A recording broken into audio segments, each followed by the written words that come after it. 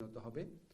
এখানে আমরা মূলত যেটা করেছি সেটা হচ্ছে জুলাই গণ অভ্যুত্থান কালে রাজনৈতিক প্রতিরোধের উদ্দেশ্যে সংগঠিত কার্যাবলী থেকে জুলাই গণ অভ্যুত্থানকারীদের দায়মুক্তি দেওয়া হয়েছে।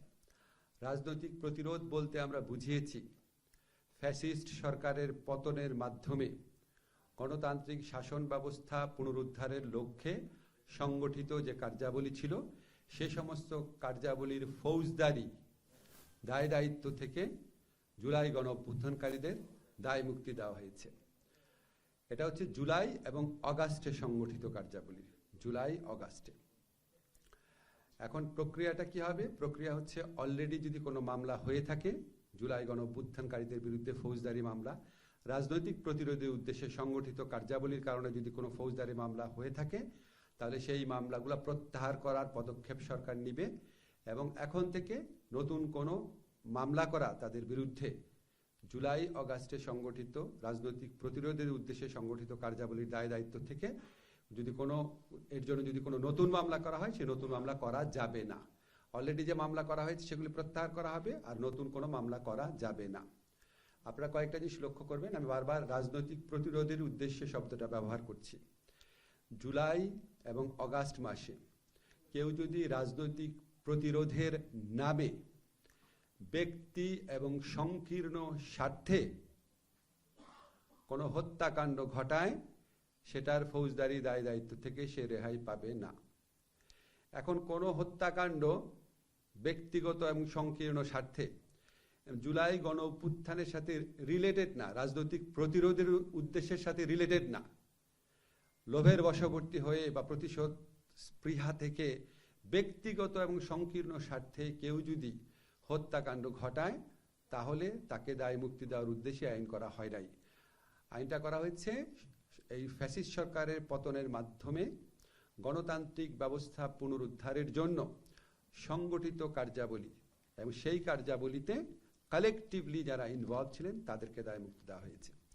এখন প্রশ্ন আসতে পারে কোন হত্যাকাণ্ডটা আপনার রাজনৈতিক প্রতিরোধের প্রক্রিয়ায় হয়েছে আর কোন হত্যাকাণ্ডটা ব্যক্তি এবং সংকীর্ণ স্বার্থে করা হয়েছে যেটার সাথে রাজনৈতিক প্রতিরোধের সম্পর্ক নাই। এটা নির্ধারণের দায়িত্ব আমরা দিয়েছি মানবাধিকার কমিশনকে। কোনো ভিকটিমের পরিবার যদি মনে করে তার পিতা বা তার ভাই হত্যাকাণ্ডের শিকার হয়েছে অন্য কারো ব্যক্তিগত সংকীর্ণ স্বার্থ থেকে, এটার সাথে ফ্যাসিস্ট সরকারের পতনের সম্পর্ক ছিল না, তাহলে তিনি মানবাধিকার কমিশনে যাবেন। মানবাধিকার কমিশন যদি দেখে যে সত্যি এটা ব্যক্তিগত সংকীর্ণ স্বার্থে করা হয়েছে তাহলে মানবাধিকার কমিশন এটা তদন্ত করবেন, তদন্ত রিপোর্ট দিবেন আদালতে। সেই তদন্ত রিপোর্টই পুলিশের তদন্ত রিপোর্টের মতো করে গণ্য করা হবে। যদি দেখেন যে না এটা রাজনৈতিক প্রতিরোধের উদ্দেশ্যে সংগঠিত কার্যাবলীর ধারাবাহিকতায় হয়েছে তাহলে অবশ্যই এই সংগঠিত অপরাধের জন্য বা সংগঠিত কার্যাবলীর জন্য কোনো অপরাধমূলক দায় দায়িত্ব থাকবে না। অর্থাৎ হিউম্যান রাইটস কমিশন যদি দেখে যে না যেই হত্যাকাণ্ডটা ঘটেছে এটা রাজনৈতিক প্রতিরোধের প্রক্রিয়ায় ঘটেছে সেটার কোনো দায় থাকবে না, সেখান থেকে দায় মুক্তি পাওয়া হবে। কিন্তু দেখা যায় যে ব্যক্তিগত সংকীর্ণ স্বার্থে করা হয়েছে এটার অপরাধমূলক দায় দায়িত্ব থেকে অপরাধী রেহাই পাবে না। এই হচ্ছে মূল কথা। আপনাদের যদি কোনো প্রশ্ন থাকে আপনারা করতে পারেন। জুলাই অগাস্ট না, কোনো ডেট দেওয়া নাই। আপনাদের একটু স্মরণ করিয়ে দেই, আমাদের মহান মুক্তিযুদ্ধের পরে যখন দায় মুক্তি আইন করা হয় সেই দায় মুক্তি আইন করাকালে 1972 সনের মুক্তিযুদ্ধ কিন্তু আমাদের শেষ হয়েছিল 1971 সনের 16ই ডিসেম্বরে বিজয় অর্জনের মাধ্যমে। কিন্তু ওখানে দায় মুক্তি দেওয়া হয়েছিল ফেব্রুয়ারির 29 তারিখ 1972 পর্যন্ত। তা আমরা এত দূর বিস্তৃত করি নাই, আমরা জুলাই অগাস্ট, আমরা জুলাই গণ অভ্যুত্থানের যে ডেফিনেশন আছে আমাদের বিভিন্ন ঘোষণাপত্র জুলাই সনদ সেটাকে বিবেচনায় রেখে জুলাই অগাস্টে সংগঠিত ফৌজদারি কার্যাবলী। অগাস্ট কি 5ই অগাস্ট বোঝায়? অগাস্ট বলতে 31শে অগাস্ট বোঝায়। 1 জুলাই থেকে 31শে অগাস্ট।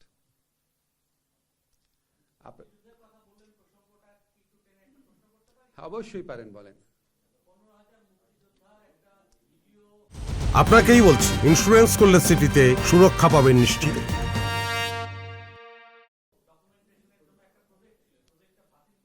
এটা আমি জানি না। হ্যাঁ, আপনি এই ঘটনার সাথে রিলেটেড হলে বলতে পারবো, বুঝছেন। আর আমাদের যে এই দায় মুক্তিটা, এটার পিছনে আমাদের সংবিধানে যদি আর্টিকেল 46 দেখেন, সেখানে স্ট্রংলি এই ধরনের আপনার ল অ্যান্ড অর্ডার রেস্টোরেশন, তারপরে আপনার ইয়ে করা, এনশিওর করা, এই সমস্ত দায় মুক্তি দেওয়ার বিধান আছে। পৃথিবীতে বিভিন্ন দেশে যখন গণ অভ্যুত্থান বা বিপ্লব হয়, এই সাম্প্রতিককালে আরব বসন্ত দেশগুলোতেও, সেখানেও এরকম দায় মুক্তি দেওয়া হয়েছে। আমি মোহন বলছিলাম টিভি থেকে। একটু জানার বিষয় হচ্ছে যে জুলাই আগস্টের আন্দোলনের সময় তো অনেক আমাদের শহীদরাও মারা গিয়েছেন, পাশাপাশি অনেক পুলিশ হত্যার বিষয়টা অনেক সময় বারবার আসে। সেক্ষেত্রে মানে এই যতগুলো হত্যা হয়েছে সেই বিষয়গুলো কি যে তদন্তের বিষয় বলা হচ্ছিল, অনেক ক্ষেত্রে অনেক সময় বলা হয়, সেক্ষেত্রে কি কোনো বিষয় আসলে মামলার প্রক্রিয়াতে যাবে না আমাদের শহীদদের হিসেবে বাইরে, যারা পুলিশ হত্যা বা এর বাইরে যারা? আমি আপনাকে বলেছি, রাজনৈতিক প্রতিরোধের সাথে সম্পর্কহীন অবস্থায় ব্যক্তিগত এবং সংকীর্ণ লোভের বশবর্তী হয়ে বা স্বার্থের বশবর্তী হয়ে যদি কোনো হত্যাকাণ্ড হয়, হত্যার শিকার ব্যক্তির পরিবার যদি মনে করে যে এটার সাথে জুলাই গণ অভ্যুত্থানের সম্পর্ক নাই, উনি হিউম্যান রাইটস কমিশনে যাবেন। হিউম্যান রাইটস কমিশন যদি তদন্ত করে দেখে যে সত্যি এটার সাথে এই জুলাই গণ অভ্যুত্থানের কোনো সম্পর্ক নাই, তাহলে ওনারা যে রিপোর্ট দিবে এটা আদালত পুলিশের রিপোর্ট হিসেবে গণ্য করবে। আরেকটা কথা আপনাদের বলে রাখি, যদি মানবাধিকার কমিশন দেখে যে একটা হত্যাকাণ্ড হয়েছে এবং এটা রাজনৈতিক প্রতিরোধের প্রক্রিয়াতে হয়েছে, তারপরও যদি মানবাধিকার কমিশন মনে করে যে হত্যাকাণ্ডের শিকার যে ব্যক্তি আছে তার পরিবারকে কোনো আর্থিক ক্ষতিপূরণ দেওয়ার স্কোপ আছে বা দেওয়া দরকার, যদি মানবাধিকার কমিশন মনে করে, তাহলে এই মর্মে মানবাধিকার কমিশন সরকারকে বলতে পারে। এই বিধানটাও রাখা হয়েছে। মানবাধিকার কমিশন ইনশাআল্লাহ জানুয়ারি 31 তারিখের মধ্যে গঠিত হয়ে যাবে। আপনারা নিশ্চয়ই লক্ষ্য করেছেন, অলরেডি বাছাই কমিটি প্রথম মিটিং করেছে। পত্রিকাতে সম্ভবত আজকে বা কালকে বিজ্ঞপ্তি চলে আসার কথা। আমার যতটুকু ক্যালকুলেট আমি করতে পারি, 31 জানুয়ারির মধ্যে আমরা বাংলাদেশের ইতিহাসে সবচেয়ে শক্তিশালী, সবচেয়ে ক্ষমতাশালী এবং সবচেয়ে ইনশাআল্লাহ সবচেয়ে কার্যকরী মানবাধিকার কমিশন গঠন করতে যাচ্ছি।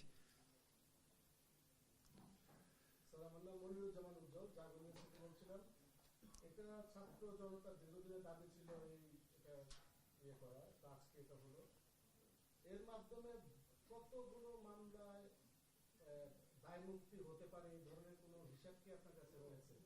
না না, এই ধরনের আমার কোনো হিসাব নাই। এই মামলাগুলো তো অধিকাংশ ক্ষেত্রে হয় পুলিশ থানাতে হয়, তো থানার যে হিসাবটা এটা আমাদের কাছে থাকে না, এটা স্বরাষ্ট্র মন্ত্রণালয়ের কাছে থাকে। তবে আমরা স্বরাষ্ট্র মন্ত্রণালয়ের সাথে একসাথে কাজ করি। আমরা যে রাজনৈতিক মামলাগুলো প্রত্যাহার করেছি, আমরা এবং স্বরাষ্ট্র মন্ত্রণালয় মিলে একসাথে করেছি। প্রায় 20,000 মামলা উইথড্র হয়েছে, আপনারা জানেন, রাজনৈতিক হয়রানিমূলক মামলা, যেগুলি ফ্যাসিস্ট সরকারের 15 বছরে করা হয়েছিল। প্রায় 20,000 মামলা অলরেডি উইথড্র হয়েছে। তো আমরা এখন দেখব জুলাই গণ অভ্যুত্থানকারীদের বিরুদ্ধে কোনো ফৌজদারি মামলা হয়েছে কিনা। এটা অবশ্যই আমরা নিজেরাও ইনভেস্টিগেট করব। ওনারাও আমাদের একটা সেল গঠন করার চিন্তা করছে, আমরা ওই সেলের কাছে যোগাযোগ করবেন।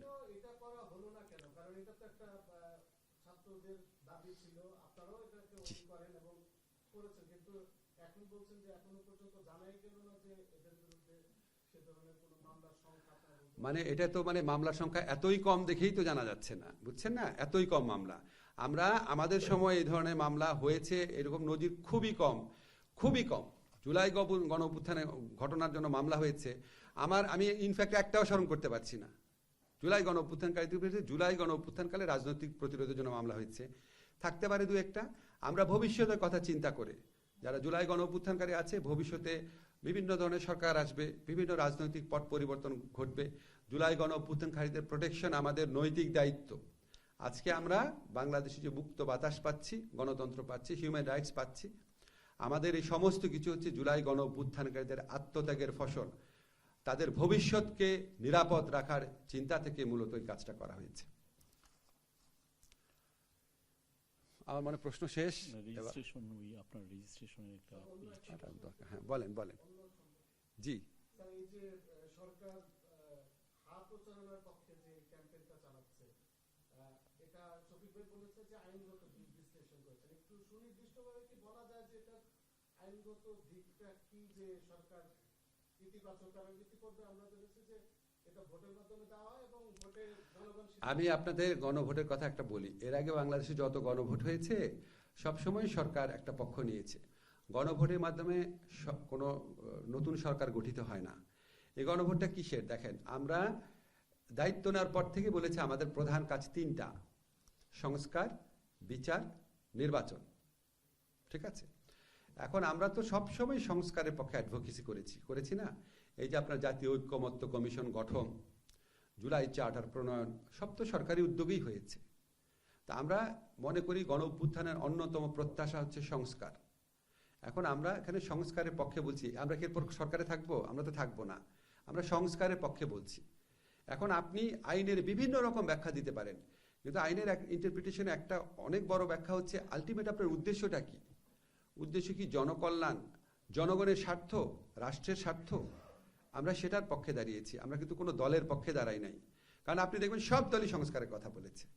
সব দল সংস্কার, যারা এই সংলাপে অংশ নিচ্ছে সবাই সংস্কারের কথা বলেছে। পদ্ধতিগত পার্থক্য আছে, কিন্তু কেউ বলে নাই সংস্কার না। এবং আপনারা যদি ভালো করে লক্ষ্য করেন, আপনারা পত্রপত্রিকায় রাজনৈতিক দলগুলোর মতভেদের কথা অনেক এনেছেন। আমি তো খুবই কম মতভেদ দেখি, খুবই কম মতভেদ দেখি। প্রক্রিয়াগত পার্থক্য আছে কিছু, সবাই সংস্কারের পক্ষে। এখন আপনার যদি আমরা যে গণভোটের পক্ষে যে প্রচারণা চালাচ্ছি, এটা সংস্কারের প্রতি যে আমাদের কমিটমেন্ট, সেই কমিটমেন্ট থেকে করা হয়েছে। আমরা প্রথম থেকেই বলেছি আমরা চাই বাংলাদেশে অনেক সংস্কার হোক, যেটা আমাদের পক্ষে করার কথা সেগুলো তো আমরা করছি। আমরা আজকে এত মোটা একটা বই আমাদের ল মিনিস্ট্রি থেকে নিয়ে যাওয়া হয়েছিল, যে 2025 সনে যে অধ্যাদেশগুলো আমরা করেছি, যেই সংস্কারটা আমরা করতে পারবো না, কারণ যেটার জন্য সংবিধান পরিবর্তন লাগে, সেটা আমরা গণভোটে দিয়েছি। আমরা লোকের কাছে অ্যাপিল করছি। আমরা তো প্রথম থেকে কোনো ভানভনিতা করছি না, আমরা সংস্কারের পক্ষে।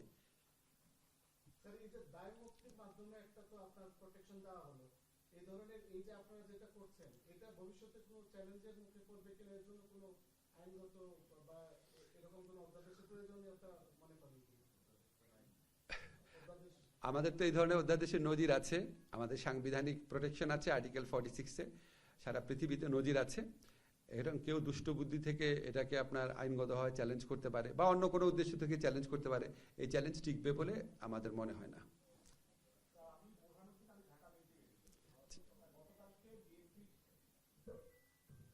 গতকালকে বিএনপির পক্ষ থেকে আনুষ্ঠানিকভাবে একটা অভিযোগ করা হয়েছে যে পোস্টাল ব্যালটের যেই এই প্রশ্নটা নির্বাচন কমিশনকে করেন প্লিজ। হ্যাঁ, আমাদের স্ট্রিক্টলি পেরিফেরি নির্ধারণ করে দেওয়া আছে। এখন শেষ সময় আমরা আমাদের এখতিয়ারের বাইরে কথা বলবো না। আমাকে আপনি বড়জোর আমার মন্ত্রণালয়ের প্রশ্ন করতে পারেন, অন্য মন্ত্রণালয়ের বিষয় না। করলাম। আমি মাহবুব সৈকত, মাইডিয়াতে কাজ করি। গণভোট নিয়ে আপনি প্রশ্নের জবাব দিয়েছেন, আমি একটু অ্যাড করতে চাই। তা হচ্ছে যে আমরা দেখেছি যে সবশেষে সব বিরোধী আন্দোলনে থাকা দলগুলোই গণভোটের হ্যাঁ পক্ষে তাদের অবস্থান জানিয়েছে। কিন্তু গত 2-3 দিন থেকে আমরা দেখেছি যে সামাজিক যোগাযোগ মাধ্যমে গণভোটের ন্যায়ের পক্ষেও ব্যাপক প্রচারণা চলছে।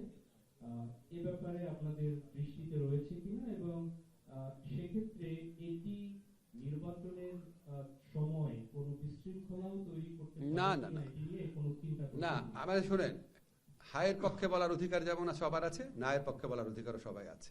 এখন আপনি যদি মনে করেন আপনি অধিকাংশ ক্ষেত্রে শেখ হাসিনার ফ্যাসিস্ট আমলের ব্যবস্থা অব্যাহত রাখতে চান, দেশে বৈষম্য, তারপরে নিপীড়ন, মানবাধিকার লঙ্ঘন আগের মতোই অব্যাহত থাকুক, আমার কোনো সমস্যা নাই, আপনি বলেন আমি ন্যায়ের পক্ষে আছি, সমস্যা নাই। কিন্তু আমরা কাউকে এই প্রচারণা থেকে বিরত রাখার কোনো অধিকার আমাদের নাই, কোনো ইচ্ছা আমাদের নাই। আমরা মনে করি যে এটা মানুষের বিবেকবোধের ব্যাপার। 15 বছর আপনারা দেখেছেন শাসনতান্ত্রিক সংস্কার না হলে কি অবস্থা হতে পারে, এটা আপনাদের ব্যাপার। বাংলাদেশ ক্রিকেট দলের যে অংশগ্রহণ নিয়ে একটা চলছে, এটা সর্বশেষ অবস্থাটা যদি বলেন, আইসিসি নিরাপত্তা ইস্যুতে আইসিসির সাথে কোনো আলোচনা এখন পর্যন্ত হয়েছে?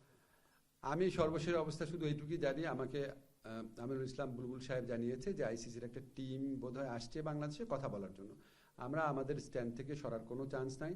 আমরা প্রচণ্ডভাবে বিশ্বকাপ ক্রিকেট খেলতে চাই এবং সেটা আমরা শ্রীলঙ্কাতে খেলতে চাই, এবং এটা আয়োজন করা অসম্ভব না বলে আমরা দৃঢ়ভাবে বিশ্বাস করি। ওকে, আমি থাকলে আপনি বলেন। হ্যালো।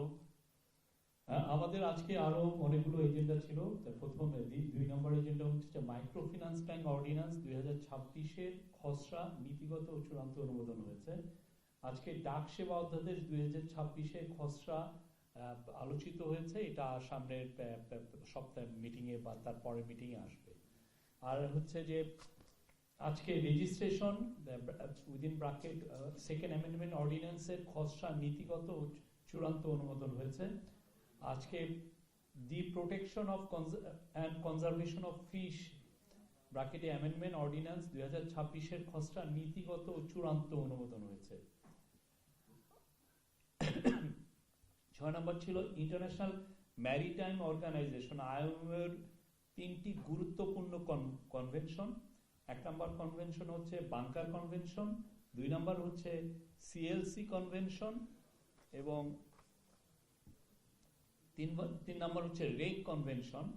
এগুলোর অনুসমর্থনের প্রস্তাব অনুমোদন হয়েছে। আর লাস্ট যেটা এজেন্ডা ছিল agreement between the government of Republic of Azerbaijan and the Government of People's Republic of Bangladesh on exemption of visa requirements for holders of diplomatic, official and service passport। এই শীর্ষক চুক্তির খসড়া অনুমোদন হয়েছে। তা আমি একটু এলাবোরেট করি যেগুলো হয়েছে। প্রথমটা হচ্ছে যে রেজিস্ট্রেশন একে খুবই আগে আমি একটু বলে দিচ্ছি রেজিস্ট্রেশনটা আমি বলে দিই। এখানে আপনারা আগে যারা সাব রেজিস্ট্রার ছিলেন ওনারা যদি ইমপ্রপার অ্যামাউন্ট অফ ফিজ আদায় করতেন, একদম অরিজিনাল আইনে ছিল এটার দায় দায়িত্ব পড়তে হচ্ছে, ধরেন যে ফিটা দিচ্ছে না বা জাল দলিলের মাধ্যমে ডেভেলপার হোক বা ব্যক্তি মানুষ হোক, যে আপনার ফিটা কম দিচ্ছে তার উপর দায় দায়িত্ব ছিল। তা আমরা অ্যামেন্ডমেন্ট করে সম্পূর্ণ দায় দায়িত্ব সাব রেজিস্ট্রারের উপর আনলাম। তারপর আমরা দেখলাম যে কিছু ক্ষেত্রে তো এমনও হতে পারে যে সাব রেজিস্ট্রার খুব সরল বিশ্বাসে কাজ করেছে, উনি যথেষ্ট আপনার ডিউটিফুলভাবে কাজ করার চেষ্টা করেছে, কিন্তু অন্য এন্ডে যে জমি রেজিস্ট্রেশনটা করেছে ডেভেলপার হোক ব্যক্তি মানুষ হোক, সে আপনার কোনো রকম দুর্নীতি অনিয়ম করেছে। এটা যদি সাব রেজিস্ট্রার প্রমাণ করতে পারে যে তার দায় দায়িত্ব সে সঠিকভাবে পালন করেছে, তখন ওই যেই ফিটা কম আদায় করেছে সেই ফিটা ওই ব্যক্তির থেকে যে কম দিয়েছে তার থেকে আদায় করা হবে। এই সামান্য পরিবর্তনটা শুরু করা হয়েছে। আর ফিশের অ্যাক্টেও আপনাদের একটু বলে দিচ্ছি, শফিক যেহেতু ইলাবোরেশনে যাচ্ছে, আমরা ওই fish protection the protection and conservation of fish protection of conservation of fish act, যেটা এখানে সাস্টেইনেবল ওয়েতে যে কোনো অ্যাক্টিভিটি গভর্নমেন্ট যদি কোনো মেজার্স নেয়, এখানে যে ফিশারিজ আছে, আমাদের যে মৎস্য সম্পদ আছে, মৎস্য সম্পদের প্রোডাকশন, মৎস্য সম্পদের উন্নয়ন, মৎস্য সম্পদের কনজারভেশন ম্যানেজমেন্ট সকল ক্ষেত্রে সাস্টেইনেবল ওয়েতে করতে হবে, অর্থাৎ কনজারভেশনাল দিকগুলোর দিকে পরিবেশ সম্মতভাবে করতে হবে। ওই লক্ষ্যে কিছু অ্যামেন্ডমেন্ট আনা হয়েছে।